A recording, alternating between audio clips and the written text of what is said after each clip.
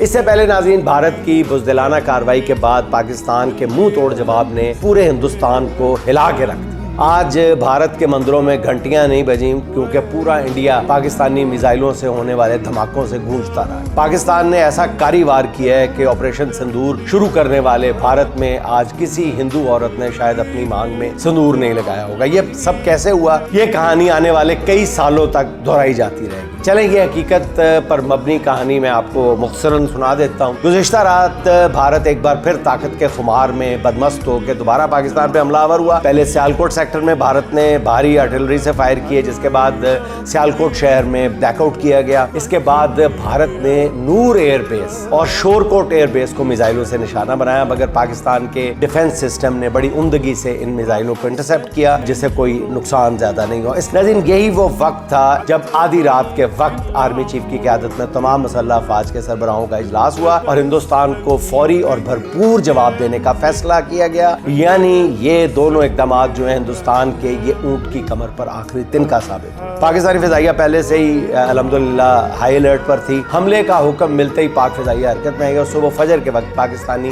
Ballistic missile الفتح fire کیا گیا۔ 120 kilometre تک 250 کلو تک دھماکہ خیز مواد لے جانے والے الفتح میزائل الحمدللہ ٹھیک نشانوں پر لگے اور ایسے لگے کہ کمال ہے، مزہ آ گیا۔ 5 روز پہلے دوبارہ تجربہ گاہ میں اترنے کے بعد جنگی میدان میں الفتح میزائل کی یہ پہلی سٹرائک تھی جس نے بھارت میں صف ماتم بچھایا۔ پاکستان زمین سے الفتح میزائل داغ رہا تھا اور فضا میں JF تھنڈر 17 طیارے جو تھے وہ دشمن پر قہر بن کر ٹوٹ رہے تھے۔ ان شاہینوں نے بھارت کی تمام ایئر بیسز کے پرخچے اڑا کے رکھ دیے۔ امبالہ، جلندر، پٹھان کوٹ، اڑی اور ادھم پور اور آدم پور کو JF تھنڈر طیاروں نے ملیا میٹ کر کے رکھ دیا۔ شدید نقصان جو سب سے بڑی پاکستان نے ایئر سٹرائک کی ہے وہ کی بھی آدم پور پہ ہے، جہاں بھارت نے $1.5 ارب کا US 400 ایئر ڈیفنس سسٹم لگایا ہوا تھا۔ پاکستانی میزائلوں نے اس ڈیفنس سسٹم کو بھی نیست و نابود کر کے رکھ دیا۔ ناظرین ذہن میں رہے کہ یہ وہی ایئر بیس ہے جہاں سے ہندوستان نے ماضی پر پاکستان پر میزائل حملے، پاکستان پر بھی، افغانستان کی حدود میں بھی، پاک افغان بارڈر پر بھی اور سکھ رہنماؤں پر بھی، میں ریپیٹ کرتا ہوں، سکھ رہنماؤں پر بھی اسی ایئر بیس سے حملے کیے گئے۔